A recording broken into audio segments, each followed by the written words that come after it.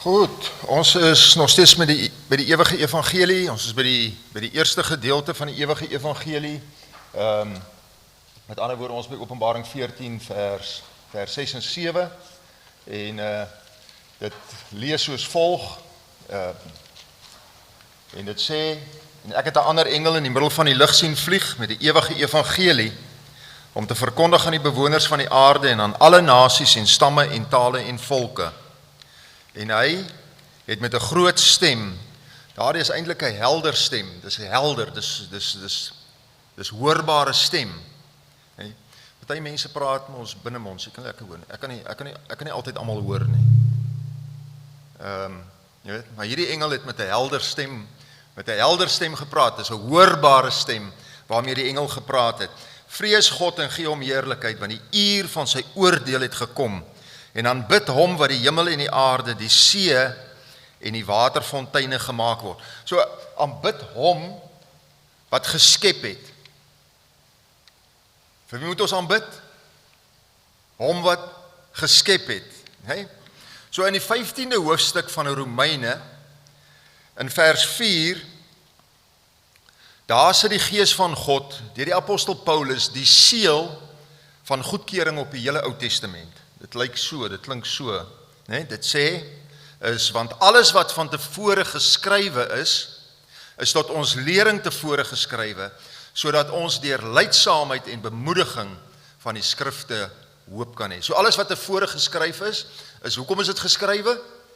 Dit is vir ons lering, nee? Sodat ons deur lydsaamheid en bemoediging van die skrifte hoop kan hê. En die rede waarom ons bemoediging en hoop in die Ou Testament vind, is duidelik deur Christus geopenbaar, toe hy in sy antwoord aan die Jode die goddelike goedkeuring gegee het aan die Ou Testament en veral aan die geskrifte van Moses. Hy sê in Johannes 5 vers 39 sê hy die volgende, 39, 46 en 47. Hy sê, julle ondersoek die skrifte omdat julle meen dat julle daarin die ewige lewe het, en dit is die wat van my getuig. So watter skrifte is ondersoek? Watter skrifte is ondersoek?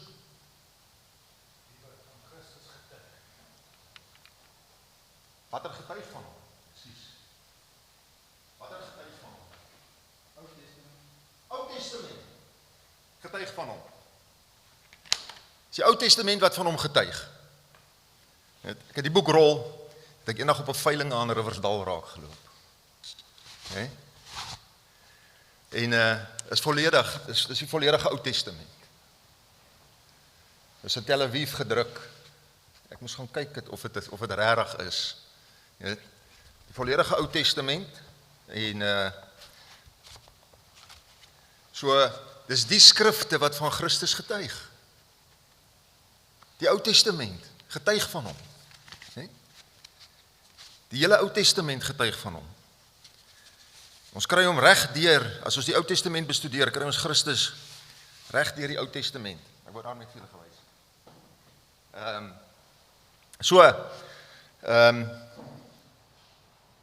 Julle ondersoek die skrifte omdat julle meen dat julle daarin die ewige lewe het. Want wie is ewige lewe? Ja, Johannes 17:3, dit is die ewige lewe, dat hulle U ken, die enige waaragtige God, en Jesus Christus wat U gestuur het.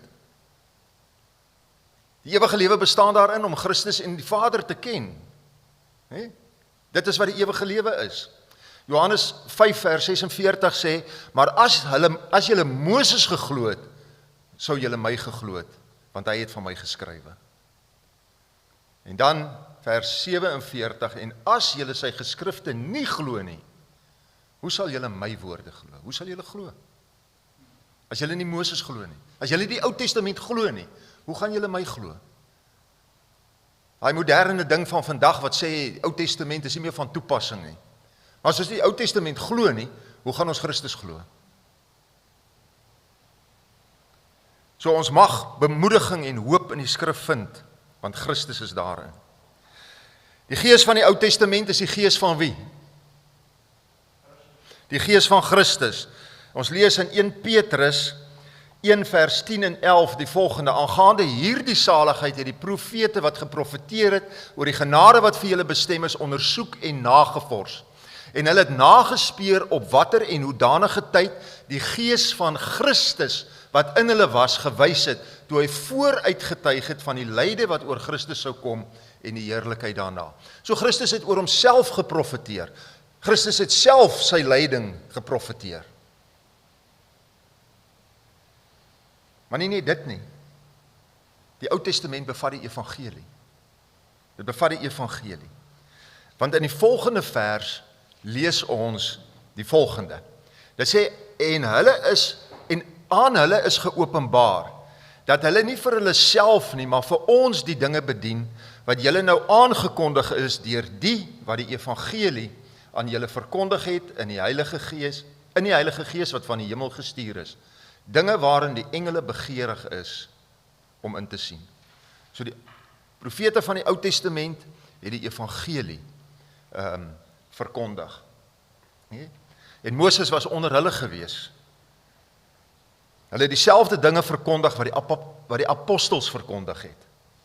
En dat is dit. Wat het die apostels verkondig? Die evangelie. Dis wat hulle verkondig het. Nee?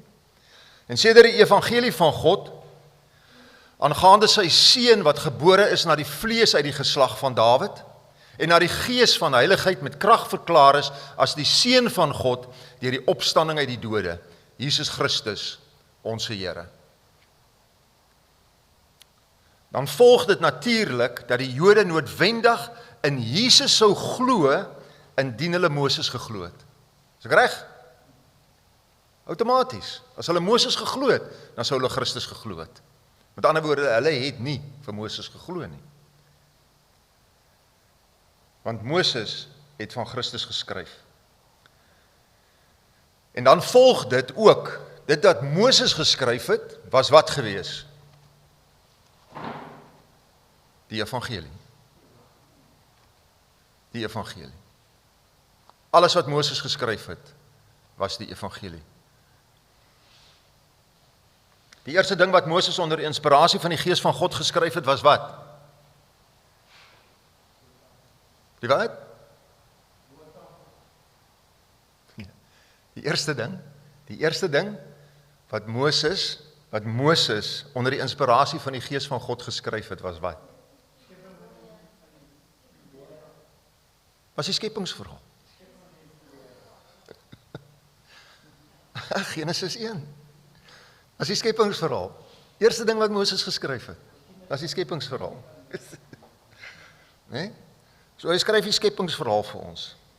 Dit is een van die dinge waardeur ons hoop en vertroosting vind, uit die skepingsverhaal uit. Nee?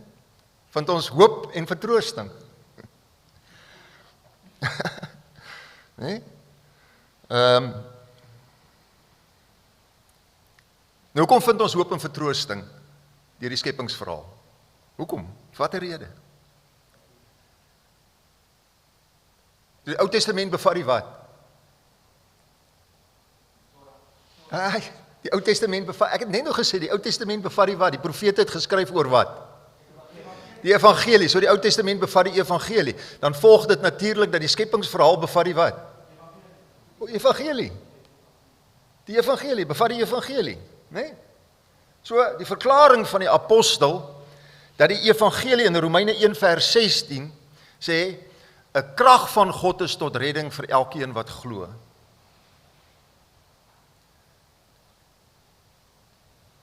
So met ander woorde, die evangelie is die manifestasie van God se krag, wat na vore gebring word om die mens te red. Dis wat dit is. Dieselfde ding word in wese deur die apostel Petrus gestel, wanneer hy praat van die erfenis wat in die hemel gereserveer is vir diegene wat in die krag van God bewaar word deur die geloof tot die saligheid wat gereed is om geopenbaar te word in die laaste tyd. So wat is die maatstaf van God se krag?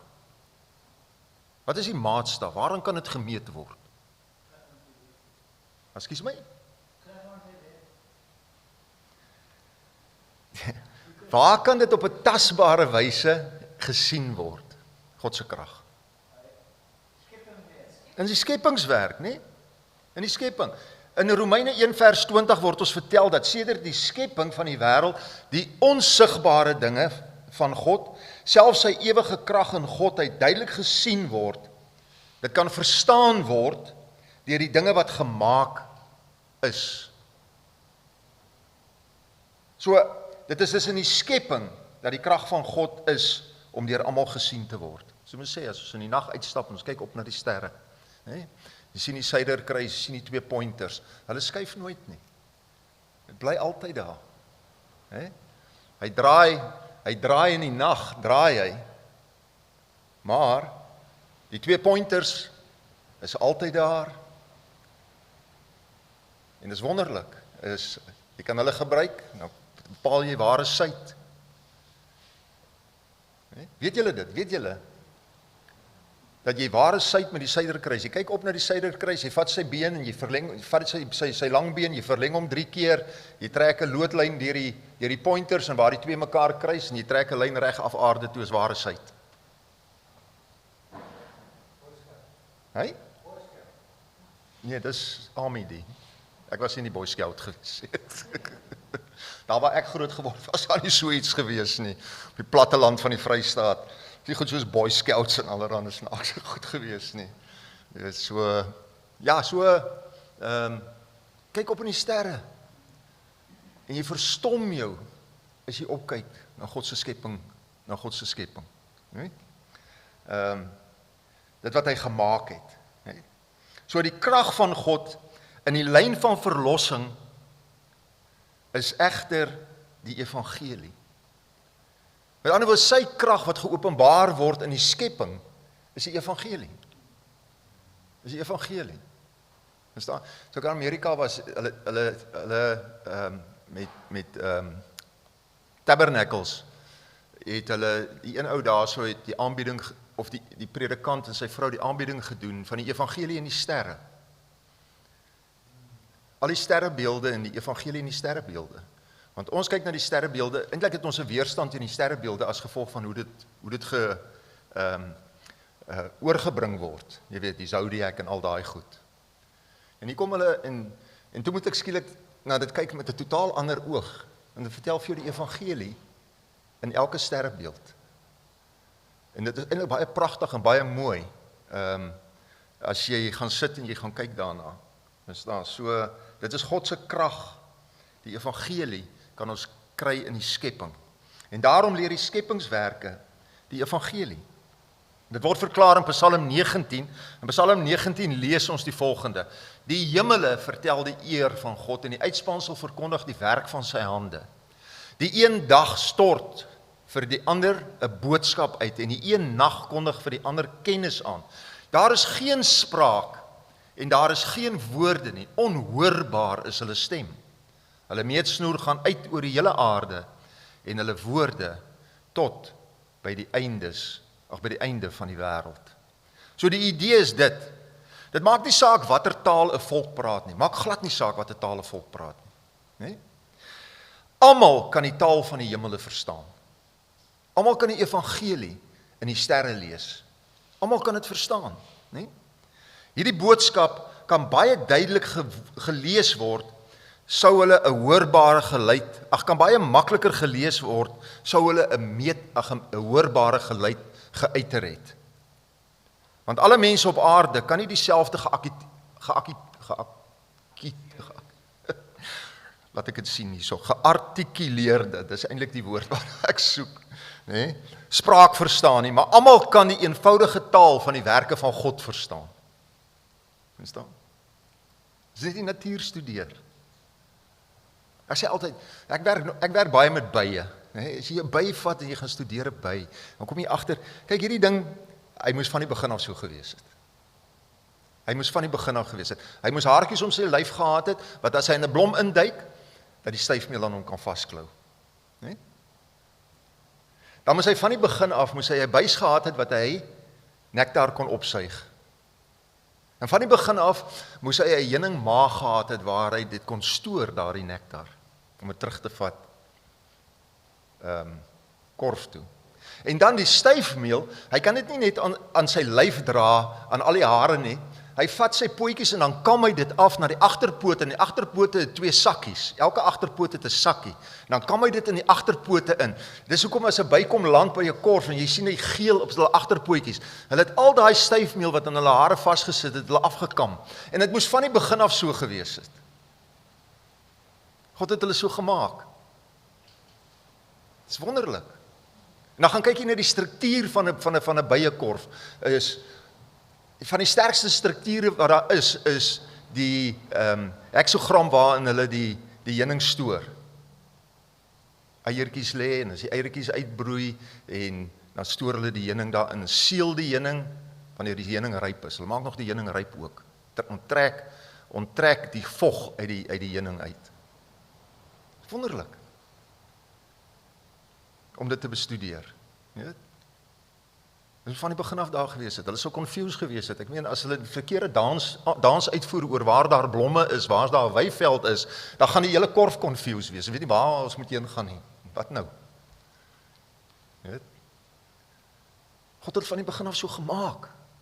Dit is so gemaak. En almal kan daai eenvoudige taal, kan almal gaan lees. Almal kan dit lees. Die evangelie is die krag van God, en die krag van God word geopenbaar in die dinge wat hy gemaak het. Dis waar sy krag lê. En daarom praat die psalmdigter van die evangelie wat die hemele leer. En dat dit so is, wys die apostel Paulus vir ons in Romeine 10 vers 15 tot 18. Hy sê, en hoe kan hulle preek as hulle nie gestuur word nie? Soos geskrywe is, hoe lieflik is die voete van die wat die evangelie van vrede verkondig, van die wat die evangelie van die goeie verkondig. Maar hulle was nie almal gehoorsaam aan die evangelie nie, want Jesaja het gesê, Here, wie het ons prediking geglo? Die geloof is dus uit die gehoor, en die gehoor is deur die woord van God. Maar ek sê, het julle miskien nie gehoor nie? Ja, seker. Oor die hele aarde het hulle stem uitgegaan, en tot by die eindes van die wêreld, hulle woorde. So Paulus quoteer vir Dawid. Nee? En die apostel praat hier oor die evangelie. Hy praat, en hy sê, almal het dit nie gehoorsaam nie. Almal het nie die evangelie gehoorsaam nie. Maar hy verklaar dat almal die evangelie gehoor het, en as bewys dat hulle gehoor het, haal hy Psalm 19 aan. Hulle meetsnoer gaan uit oor die hele aarde, en hulle woorde tot by die eindes van die wêreld. Maar hulle woorde oor wat? Wat se woorde van hulle gaan uit oor die hele wêreld? Oor die evangelie. Oor die evangelie. Nee? So ons het dus 'n duidelike stelling dat die hemele wel die evangelie predik. Daar is geen mens so ongeletterd dat hy nie die evangelie kan lees nie. Niemand nie. En niemand so doof of so geïsoleerd dat hy nie evangelie preek kan hoor nie. Ek dink aan professor Tony Links, hè? Dat hy die verhaal vertel, sy ma en sy pa wat gewoon het daar in Namakwaland, sy ma en sy pa kon nie lees nie. Hy kon nie lees nie. En die ene aand lê sy ma op die bed en sy sien teen die hemele geskrywe staan, die 7de dag is die Sabbat van die hemel, van die Here. En lank voordat 'n Adventiste predikant of sendeling in daai wêreld gekom het, het hulle die Sabbat gehou. Soos hy dit in die hemele gelees. Die 7de dag is die Sabbat van die Here. So niemand is so geïsoleer dat hy nie evangelie preek kan hoor nie. En hierdie waarheid sal meer duidelik word soos dat ons voortgaan. In Genesis 1 vers 1 lees ons die volgende, dit sê, is die eerste skepingsdag. Dit sê, in die begin het God die hemel en die aarde geskape. Dit is 'n baie kort sinnetjie, maar in hierdie kort sinnetjie vind ons die hele waarheid van die evangelie saamgevat. Baie kort sinnetjie. En hy wat reg lees, kan 'n wêreld van troos hieruit put. In die begin het God die hemel en die aarde geskape. In die eerste plek, kom ons kyk, wat was die hemel en die aarde? Wie was dit wat die hemel en die aarde geskape het? Christus, ja, Christus is God, die afskynsel van sy heerlikheid en die afdruksel van sy wese. Dit sê Hebreërs 1 vers 3 vir ons. So dit is Christus. Want Christus het self gesê in Johannes 10 vers 30, ek en die Vader is een. So met ander woorde, dit was hy wat die Vader verteenwoordig het, wat die hemel en die aarde geskep het. Johannes 1 vers 1, in die begin was die woord en die woord was by God en die woord was God. Hy was in die begin by God, alle dinge het deur hom ontstaan. Alle dinge. Hoeveel is alle dinge? Alles. Is daar enigstens iets wat uitgesluit is onder alles?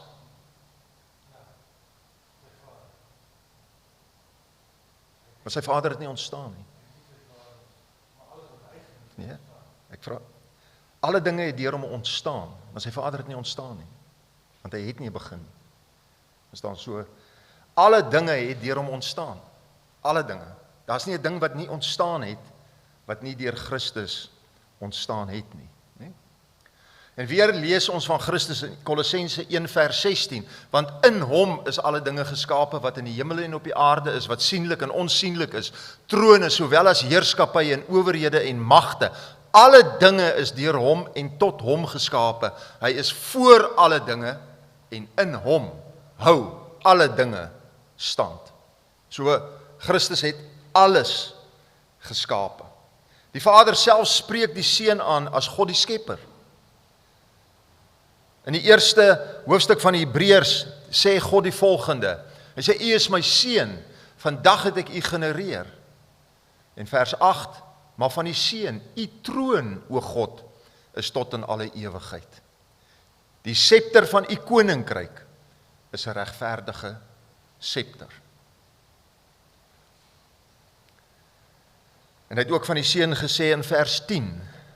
Hy sê, en U, o Here, het in die begin die aarde gegrondves en die hemele is die werk van die hande. Ons is dus verseker dat wanneer ons in die eerste hoofstuk van Genesis en die eerste vers lees, in die begin het God die hemel en die aarde geskape, dan verwys dit na God in Christus.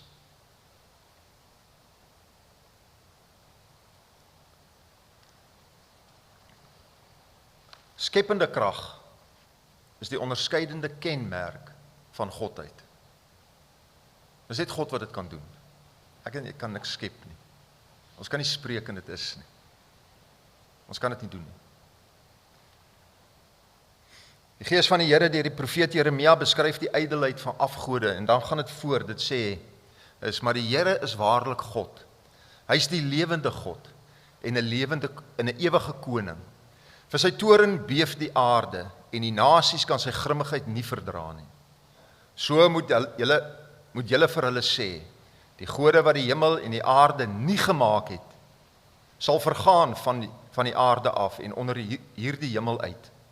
Hy wat die aarde gemaak het deur sy krag, wat die wêreld gegrond het deur sy wysheid en die hemel uitgespan het deur sy verstand. So die aarde is gemaak deur sy krag. Hy het dit uitgedink. Hy het dit in die lewe geroep.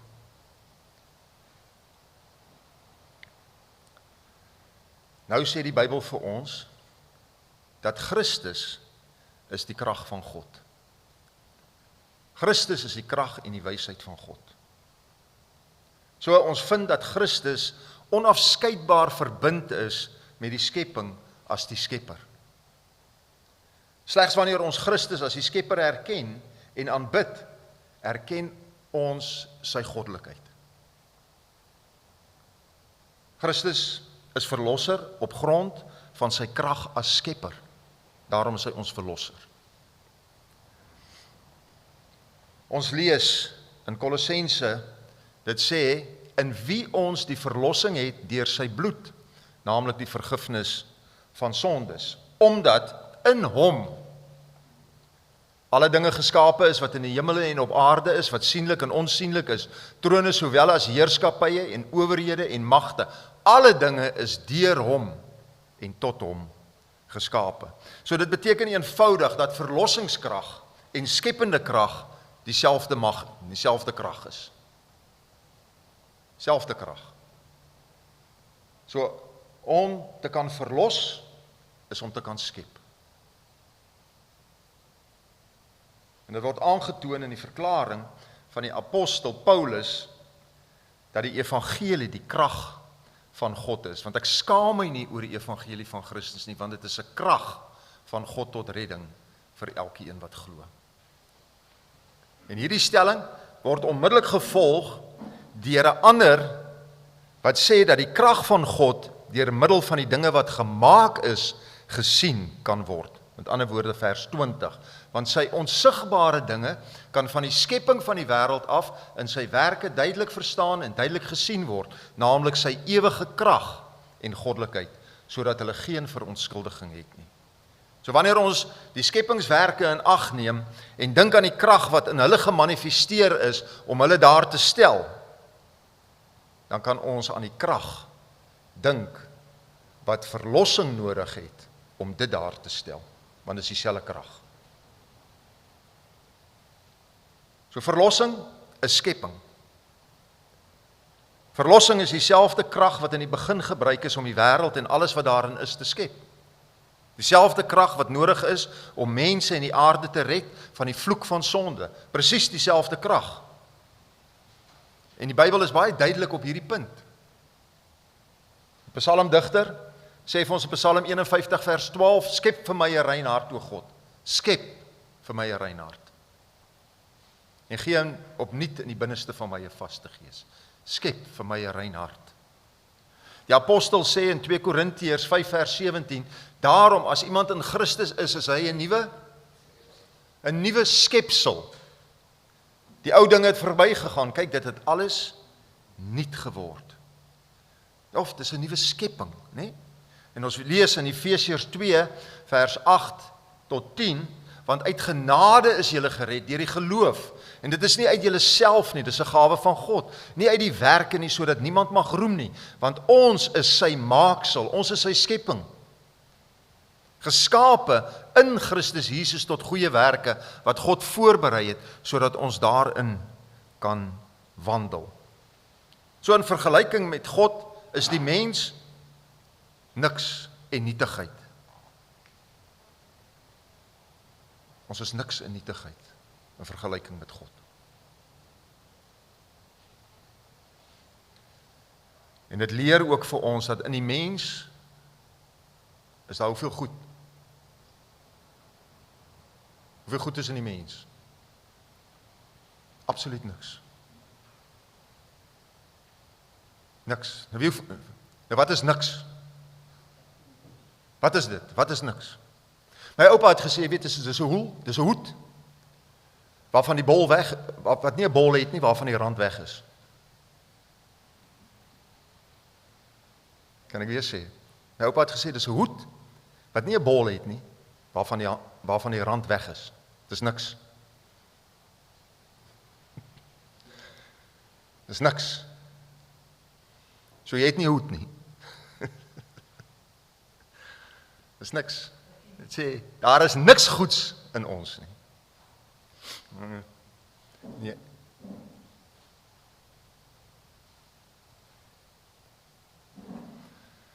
Daar is niks goeds nie in ons nie. Nou dieselfde krag wat in die begin die aarde uit niks geskape het nie, neem die mens en indien hy wil en maak hom tot lof van die heerlikheid van sy genade, waarmee hy ons begenadig het in die geliefde. So die Here Jesus kom, hy neem daar die niks en hy maak van ons iets.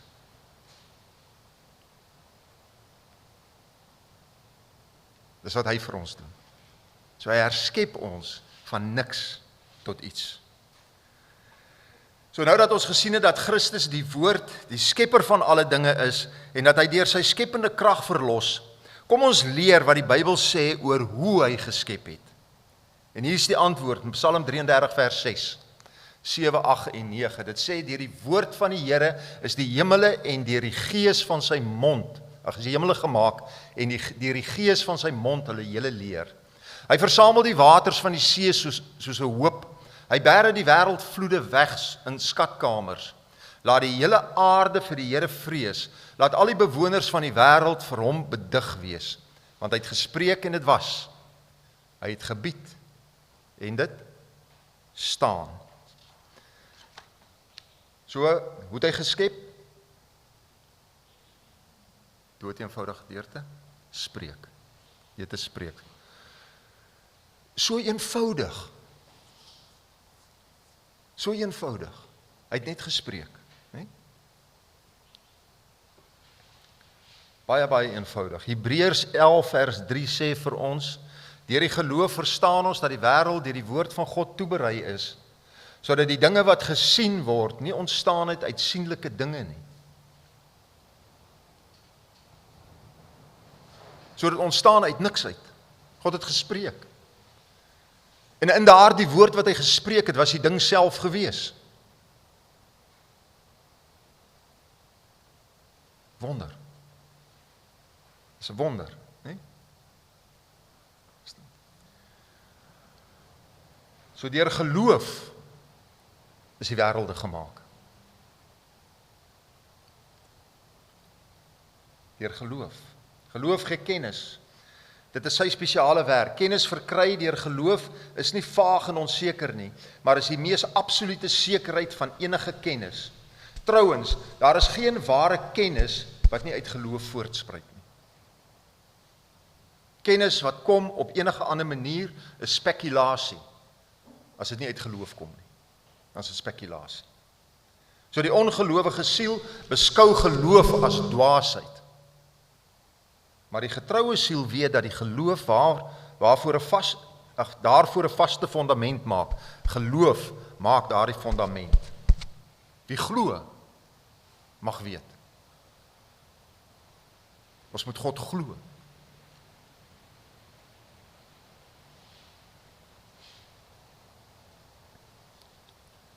Jy sien, die mens is na die beeld van God gemaak, maar het geen kreatiewe krag nie. Ons het niks. Absoluut niks kreatiewe krag. Dis niks wat ons kan maak. Ons kan nie spreek en dis daar nie.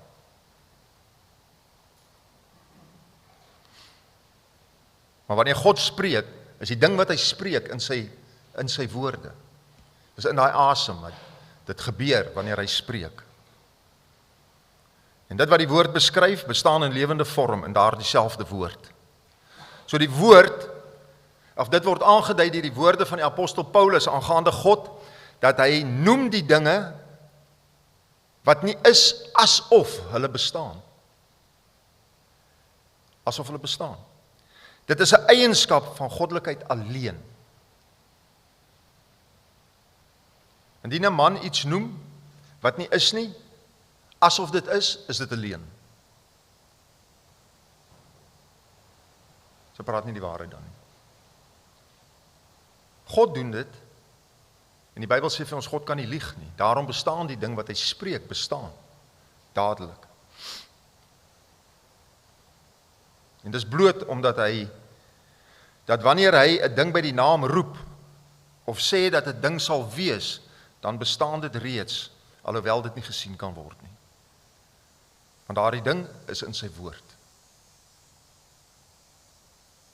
Hy het die wêreld in bestaan gespreek. Daar was niks, en het gespreek en dit is.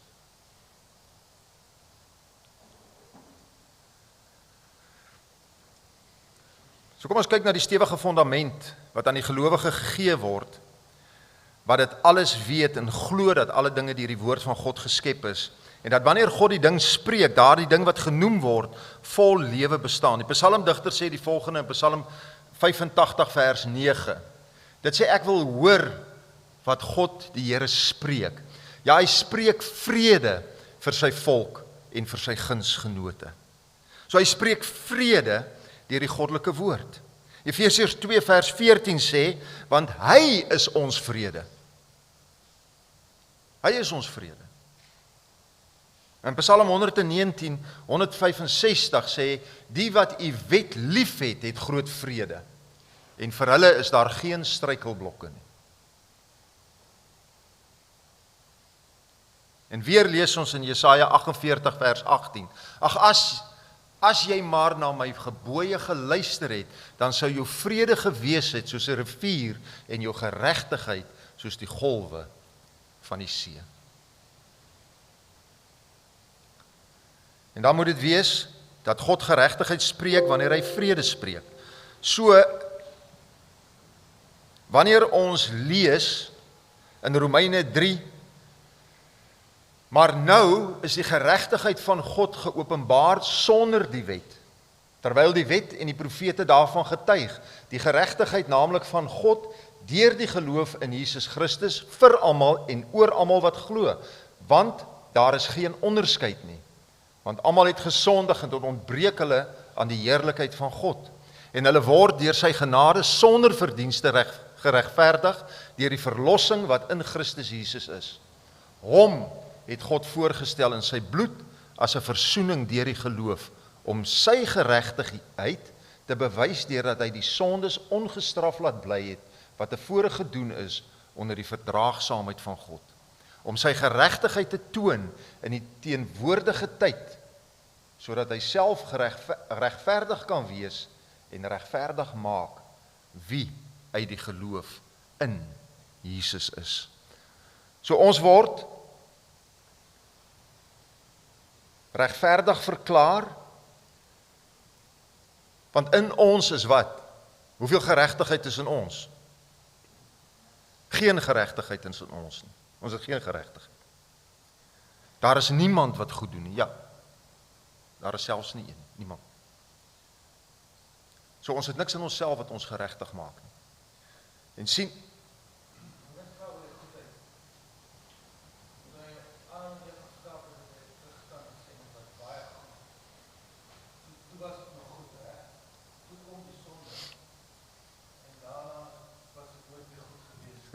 nou het ons Christus weer nodig om het goed te maak. Om ons goed te maak. Ja. Ja. Sonde is die probleem. Ja. Sonde is die probleem. So niemand van ons het enige geregtigheid in onsself nie. Ons het niks wat ons geregtig kan maak nie. Ons het niks wat ons by God kan aanbeveel nie. Absoluut niks nie. Behalwe die geregtigheid van Christus nie. Absoluut niks nie. En siende dat geregtigheid van God letterlik in en op almal geplaas word wat glo, hulle is dan volgens die skrif met beide geregtigheid beklee en daarmee gevul.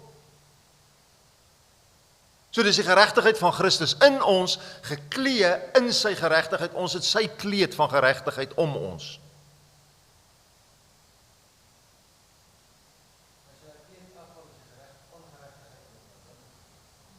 Ja, sonder die kleed is ons niks. Want saam met die kleed gaan die geregtigheid in ons.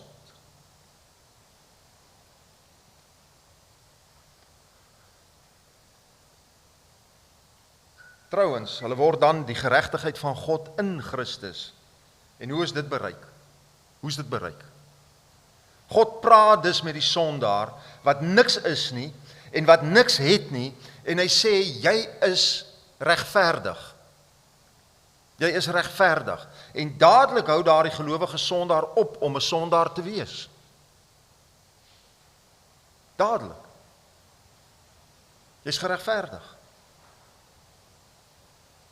En die geregtigheid, dit is die geregtigheid van God. Die woord van God wat geregtigheid spreek, het die geregtigheid self daarin, en sodra die sondaar glo, en hy ontvang daardie geregtigheid, deur geloof op die woord van God, op daardie oomblik, is hy die geregtigheid van God.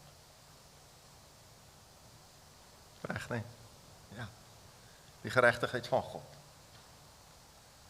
Hoe met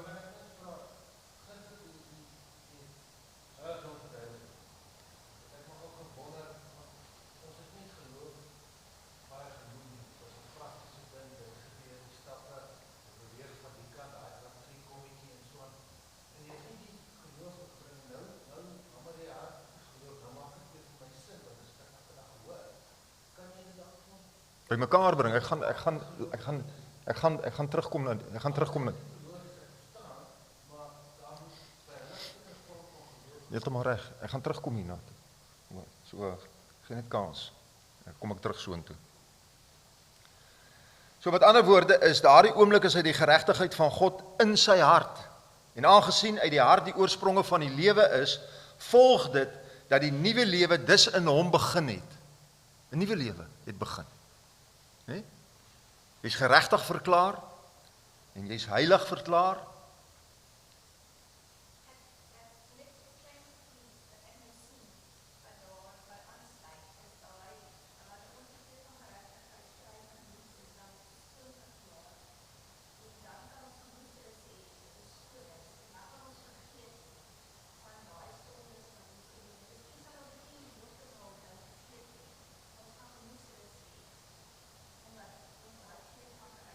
Heeltemal reg, 100%, want waar gebeur dit? Ekskuus, ek weet nie nader sleep, ons kom die kamera aankry.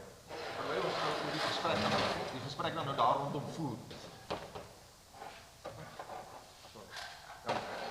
Terwyl ons nou die gesprek daar rondom voer, waar word ons geregtig verklaar hier?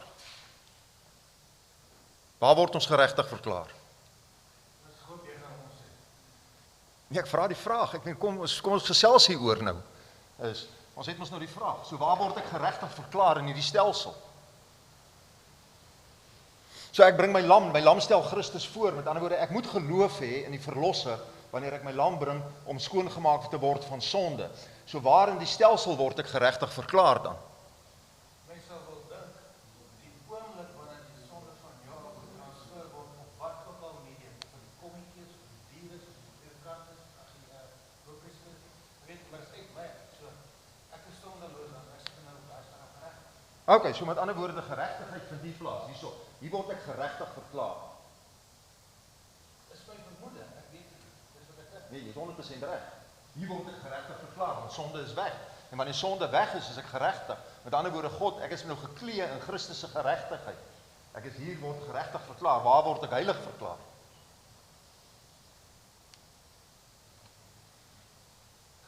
Kan ek net ook nog vra, nou maar, daar met my geregtigheid, is daar geloof? Ja, of course, geloof. Jy moet geloof in die verlosser. So kom ek sê, As daar maar ongelowig is, wat glo hy nie? Laat die sonde uit hom uit. Laat die medium wat vir hom beskikbaar is. as jy die Hy glo nie dat.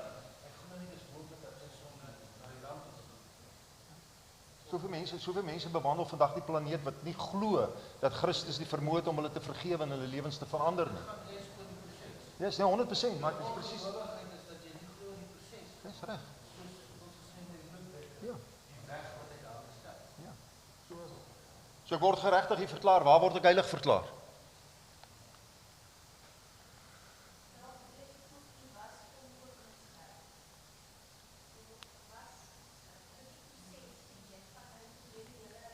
Waar word ek heilig verklaar?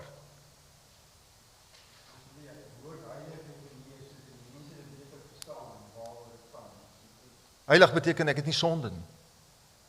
Ek is skoongemaak van sonde. Dis wat heilig beteken. God is heilig, daar is geen sonde in hom nie. Heilig beteken ook, iemand sê, set apart. Ja, 100%. Dis hoekom, jy is weggesit van sonde. Kyk, Paulus sê, ons is almal geroep as heiliges. Waar sê jy, Teresa? Presies op dieselfde plek word ons heilig verklaar. Hier word ons heilig verklaar. Hier. Met ander woorde, ons word geregtig gemaak hierso by die brandofferaltaar. Ons word heilig gemaak. Dit is hoekom Christus vir die man aan die kruis kon gesê het, weet jy wat? Ek beloof jou vandag, nê, dat jy sal saam met in die paradys wees. Daai man het nie nodig gehad om enige iets te gaan doen nie. Hy was geregverdig verklaar gewees. Die sonde was weg, want dit was op die lam gelê gewees en hy was heilig verklaar gewees. En die Bybel sê vir ons, met sonder heiligheid sal hoeveel mense God sien? Nie een nie. Met ander woorde is baie sê heilig, om heilig te wees, gebeur hier. Hoe is dit moontlik dat dit hier gebeur? Is die Bybel sê sonder heiligheid sal niemand God sien nie. Hoe kom ek hierso? Hoe kom ek hier, daar vandaan af hier na toe, om hier heilig verklaar te word? Want ek kom nou terug, want die man aan die kruis, kon nie van die kruis afklim en 'n lewe gaan lei van heiligheid nie. Hy moes daar dadelik, by die brandofferaltaar, by die kruis, moes hy regverdig verklaar gewees het en heilig verklaar gewees het. Ja, maar jy kom soos jy is, maar jy gaan nie daar weg soos jy is nie. Jakob het gekom soos hy is, hy het krippel weggegaan. Die man aan die kruis het gekom soos hy is. Hy kon nêrens heen gaan nie. Kerk, daar's 'n leerstelling. Ja, ek weet wat die kerk. Ek sê nie dis reg, maar meeste van ons op 'n stadium geglo geleef word heilig maak. Dis 'n lang proses. Yes. So as jy nog heilig gemaak moet word, kan jy tog nie maar weet heilig wees. So dit is wat jou kop swaai. Ja, yes, ons moet die ding verstaan tussen waar word jy heilig verklaar en wat beteken dit om 'n heilige wandel te wandel? Want nou leer ek om die vrug van die Gees te leef. Galasiërs 5:22. So ek moet gaan leer, met ander woorde, in my wandel leer ek om die vrug van die Gees te leef. Daardie wat genoem word heiligmaking. Petrus se leer in 2 Petrus. Dis 'n wandeling, yes. Maar die verklaring van Exactly. Ja. Want sien Christus gebruik die wingerd, ons dwaal nou, maar dit is goed dat ons dwaal. Kom ons sit die ding. Christus gebruik die wingerdstok. Hè? En so al baie van mense gesê het, ek sê jy wanneer 'n wingerd begin bot en jy was 'n wynmaker gewees, wynmaakbestuur. As die wingerd begin bot, wie het al gestop langs die pad en uitgeklim en gesien as daai eerste botsels verskyn. Wat is daar? Wat gebeur daar by die wingerd? Want Christus gebruik die wingerd. Hy sê ek is die wynstok, julle is die lote. So wat gebeur wanneer die wingerdstok begin bot? Die oomblik wat daai looitjie die sap van die wingerdstok ontvang, wat gebeur? Daar's blare en wat's daar nog? Ekskuus my? Ja, vrug is dadelik daar. Ja, as jy bye nie. Nee, hy word nie deur bye bestuif nie. Die vrug is dadelik daar. Ek lag gestop daar tussen Stellenbosch en Klapmuts, dan stop ek, dan klim ek uit, dan gaan kyk ek, dan sien ek, hier sit die botseltjie, hier sit die vruggie. Die oomblik wat ons ingeënt is op Christus, dan begin die vrugte wys. Galasiërs 5:22. En nou sit 'n proses. Die proses is om te leer om daai vrug te lewe.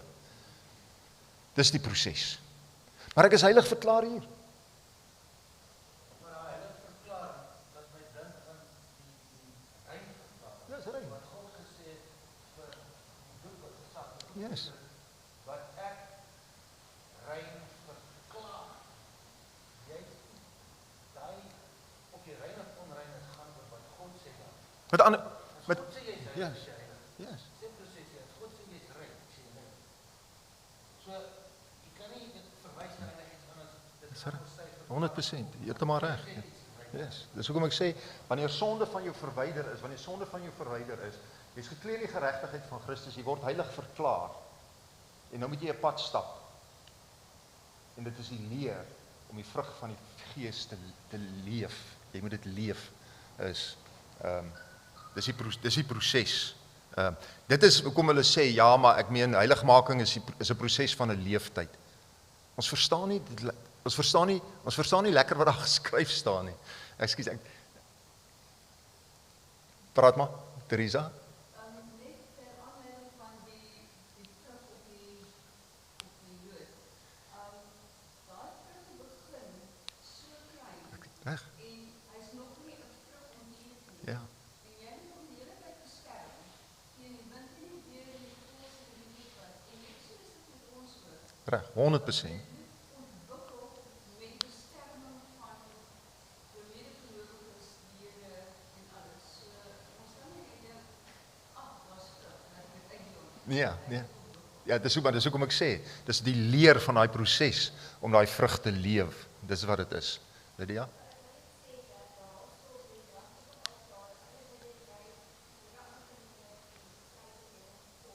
Reg.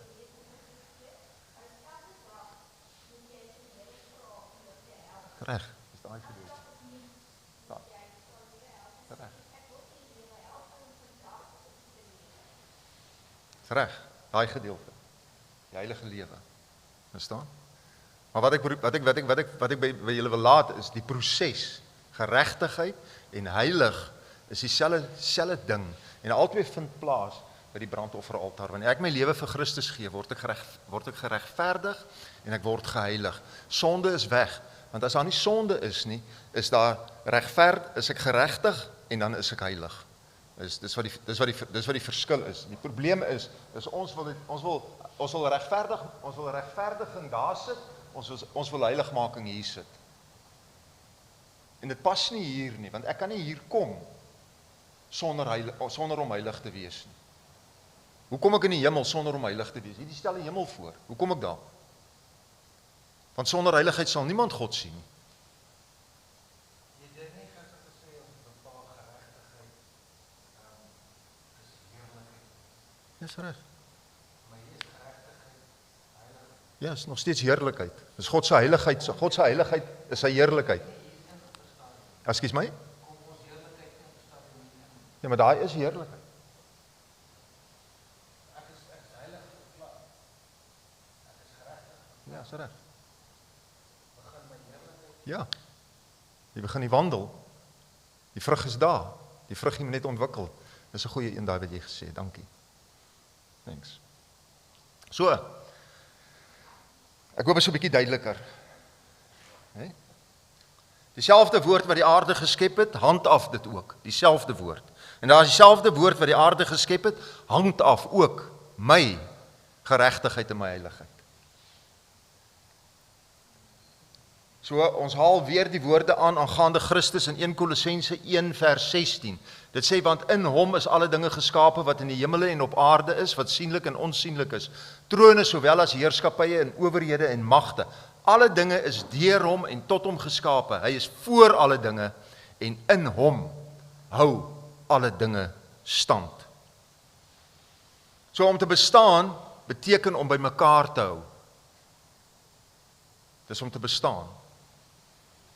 En daarom het alle dinge op die aarde en die aarde self hulle voortbestaan aan Christus te danke. Elke liewe ding.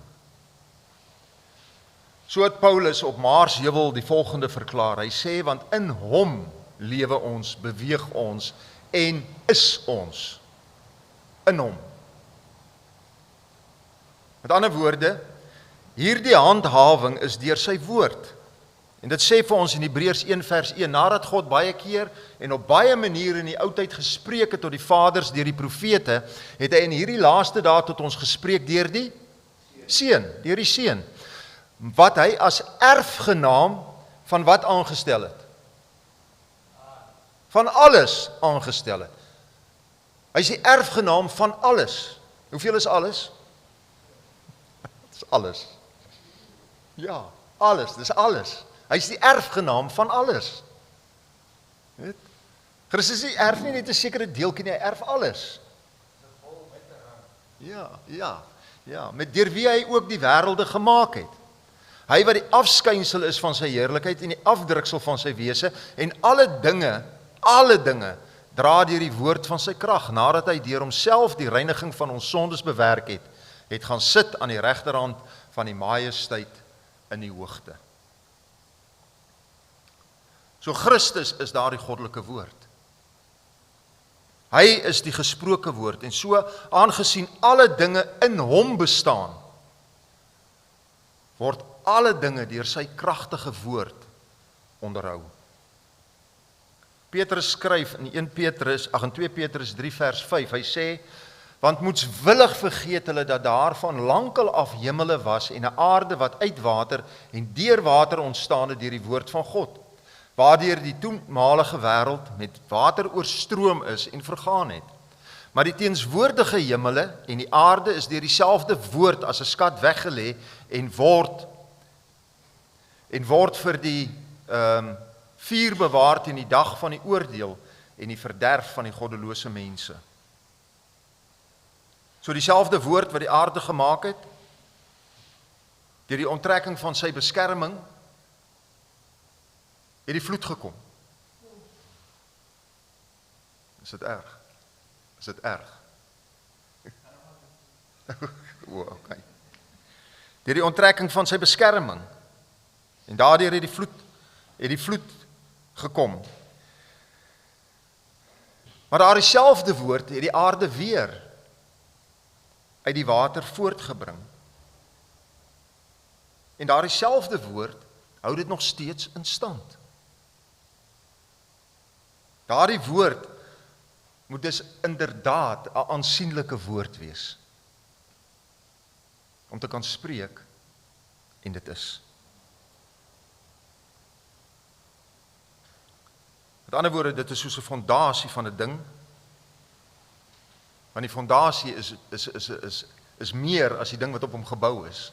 Want as die fondasie ingee, dan val die gebou in mekaar.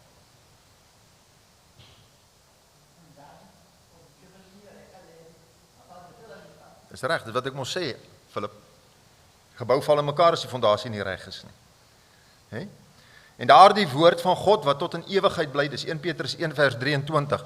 Daarom sal die een wat daarop vertrou nooit verlore wees nie. As ons vertrou op die woord van God, so kan ons nooit verlore gaan. Nooit nie.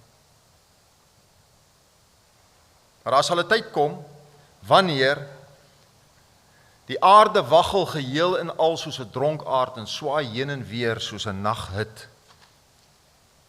Wanneer elke eiland sal wegvlug, al waggel die aarde en al wankel die berge weg in die hart van die see.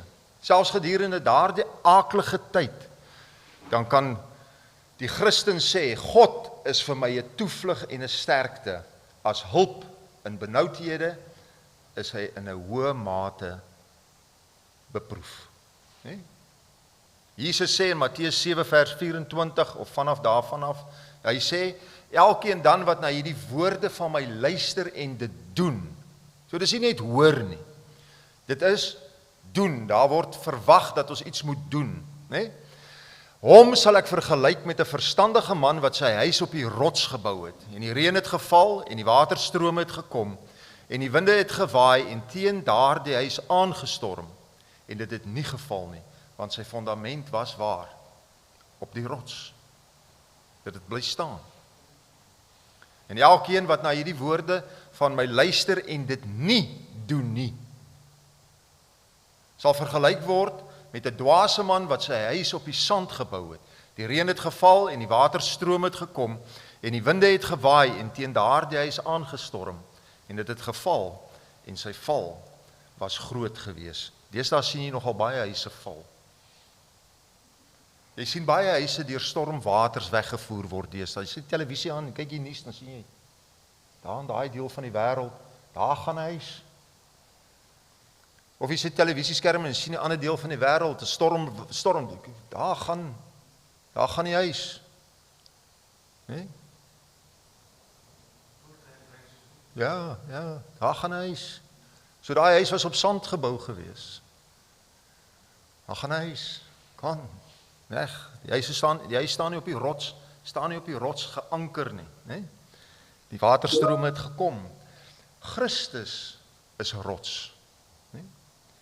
Van die eertydse Israeliete lees ons die volgende. Dit sê en almal dieselfde geestelike drank geniet het, want hulle het gedrink uit 'n geestelike rots wat gevolg het, en die rots was Christus. Die rots het hulle gevolg daar in die wildernis, vir 40 jaar lank het die rots hulle gevolg, oral waar hulle gegaan het. En daardie rots het vir hulle water voorsien, waar hulle gaan kamp het. As hulle kamp opgeslaan het, dan begin die water uitloop aan die kant van die laar. Daar was altyd daai voorsiening gewees. Water en brood. Altyd daai voorsiening gewees. Die psalmdigter sê in Psalm 92 vers 16, dit sê om te verkondig dat die Here reg is, my rots, en in hom is geen onreg nie. Aan die wat hom neem as hulle vrede, word die volgende gesê in Efesiërs 2:19 en 20. So is julle dan nie meer vreemdelinge en bywoners nie, maar medeburgers van die heiliges en huisgenote van God, gebou op die fondament van die apostels en profete, terwyl Jesus Christus self die hoeksteen is. So met ander woorde, ons is gebou waarop? Op die apostels en die profete, maar die fondament waarop hulle gebou het, is Christus. Want niemand kan 'n ander fondament lê as wat gelê is nie. En dit is Jesus Christus. So, volgens die woorde van Christus in die bergpredikasie bou ons voort op die rots deur sy woord te hoor en sy woord te doen. Het help nie net ons hoor nie, ons moet doen. Om te hoor beteken op die einde van die dag niks as ons nie doen nie. Ons moet hoor en doen. Die woord van God is, hoe kan ek dit stel? Dis God geasem. God breathed, sê die Engels. En daarom is dit vol van sy eie lewe. Romeine 10 vers 17, die geloof is dus uit die gehoor is deur die woord van God. Nee? En Christus woon in die hart deur geloof, daarom het die woord Christus daarin. As die woord in ons woon, wie woon in ons? Christus woon in ons. Nee? Die woord van 'n man staan vir die man self. Dis net soveel werd soos wat hy is. Nee? Indien hy waardelose karakter is sy woord niks werd nie, maar indien hy 'n eerbare man is en iets beloof het, is sy woord alles werd wat hy werd is en alles wat hy kan doen. Die woord verteenwoordig hom. Ons sê dat die man 'n ding wat sy dienaar in gehoorsaamheid aan sy woord doen. En so staan die woord van God vir homself. 'n Man gee 'n opdrag vir sy dienaar en sy dienaar doen dit. God gee 'n opdrag en die wêreld ignoreer dit.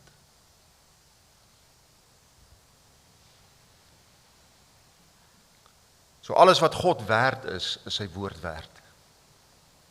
Want sy woord verteenwoordig hom. Dis wat sy woord doen. Want dit is vol van sy lewe. Jy sien, Abraham is 'n wonderlike voorbeeld van hoe om op Christus te bou deur sy woord te glo. God het 'n belofte aan Abraham gemaak. Wat was die belofte wat hy aan Abraham gemaak het? Groot nasie maak, né? Ja.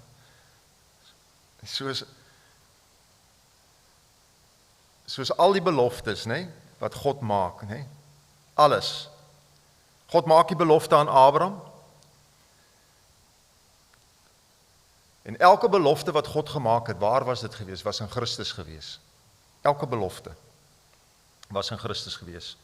En dan sê Genesis 15 vers 6 vir ons die volgende. Hy sê hy het die Here geglo. Nou wat beteken dit om die Here te glo? Hy? Ja, hy het in die Here geglo, die woord van God geglo. So wat beteken dit? Met ander woorde, wat het Abraham eintlik vir God gesê?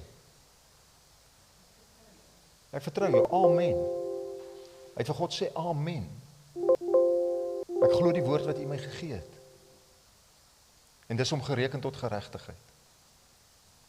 Abraham het vir God gesê, amen. Die woord amen is nogal 'n baie interessante uitdrukking in die Hebreëus, want die woord wat as geglo vertaal is die Hebreëse woord amen.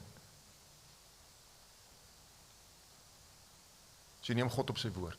Dit wat gespreek is, dis gesê. In die woord amen het ons so na as moontlik die presiese vorm van die Hebreëus. Die woord word nie vertaal nie, maar net eenvoudig oorgedra. En wat interessant is, dis 'n Hebreëse woord en dit verskyn in die verskillende tale waarin die Bybel vertaal is. Dit verskyn in die Grieks, Latyns, die Frans, die Duits, Spaans, Deens, Engels, Afrikaans ensovoort. Almal het dieselfde woord, amen. Almal, selfde woord. Dit sal so wees, ja. Ek glo dit. Ek glo die woord. Dis wat dit beteken, né? So met ander woorde, die kerngedagte van die woord is fermheid. Hoe laat is dit? Dis fermheid, die idee van vastigheid. Julle het my tyd gevat, né?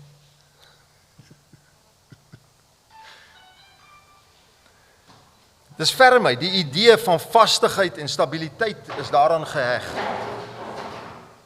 Dit het 'n verskeidenheid definisies wat almal hierdie gedagte dra.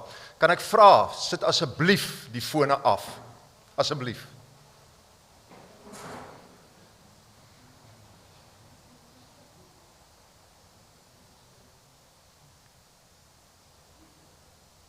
Dankie. So hierdie woord het 'n verskeidenheid definisies wat almal dieselfde gedagte dra. En een definisie is om op te bou. Dis 'n een definisie. Of om op staat te maak. Dis 'n ander definisie van die woordjie amen. So met ander woorde, letterlik, Abraham het op God gebou. Abraham het op God staat gemaak om die belofte wat God gemaak het ten uitvoer te bring. Ook nie altyd nie, nee. Ook nie altyd nie. Ja, nee, maar ek meen, is hy en Sarah het 'n massive blunder gemaak, so is, jy weet, hulle het nie God altyd vertrou nie. Maar die feit van die saak is, hy het op God gebou, en op God staat gemaak, op die einde van die dag, toe sy geloof getoets was, en uiteindelik, met soos goud uit die vuur uitgekom, en al die dros is verwyder, toe kan God doen wat God wou doen, en daarom toe bou hy op God, en toe maak hy op God staat, om die belofte wat God gemaak het, tot stand te bring. Hy moes eers deur die proses gaan van reiniging. Nee, dis nie my vrou nie, dis my sussie. Nee, dis my vrou. Sarah, kyk hier so, miskien het hy bedoel, miskien moet jy Hagar vat. Jy weet, so, ja.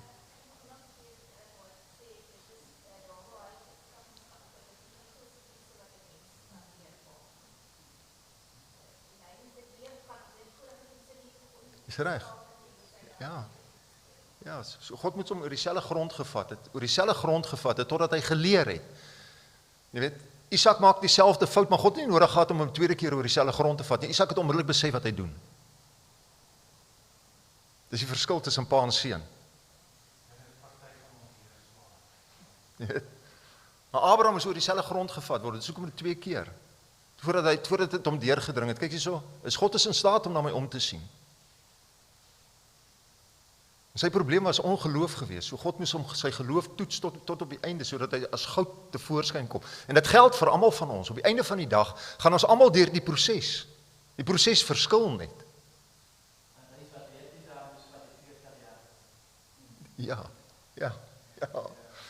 Ja, so, hy kerngedagte, so Abraham het op God gebou en op God staat gemaak, né? En dit is hom tot geregtigheid gereken. Wanneer ons op Christus bou, op Christus staat maak, word dit ons gereken tot geregtigheid. Op die einde van die dag gaan dit die aanbidding van die Skepper, om die Skepper te glo van wat hy gesê het, sy woord te vertrou. Dis die aanbidding, wanneer ons hom vertrou. As ons Christus vertrou, vir wat hy vir ons gesê het, hy vir ons sal doen. Want die hele woord is Christus. Die hele woord is Christus. En ons wil dit in 2 dele deel. Ons wil die Ou Testament vat en sê, dis die Vader. Die ander gedeelte, die Nuwe Testament, dan sê ons, dis Christus. Nee, die hele woord is Christus. Die hele woord. En wanneer ons op die woord bou, dan bou ons op Christus. En dit word ons gereken tot geregtigheid. Wanneer ons Christus vertrou vir wat hy gesê het. En dis die aanbidding van die Skepper.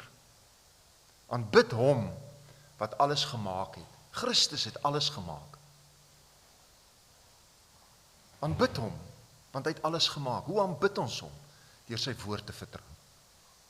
Net soos wat Abraham God aanbid het, Christus aanbid het, deur op Christus te bou. Want daardie God was dieselfde God gewees wat ons vandag aanbid.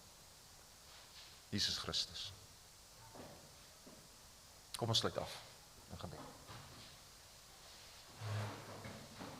Ons Hemelse Vader,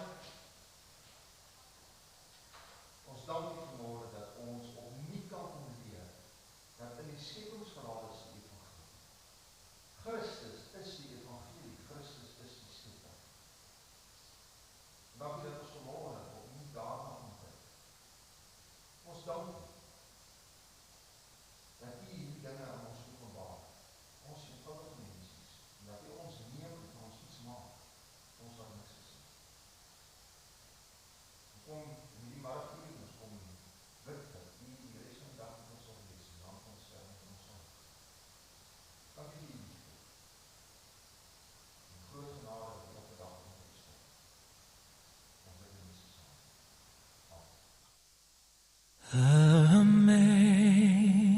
Amazing grace, how sweet the sound that saved a wretch like me.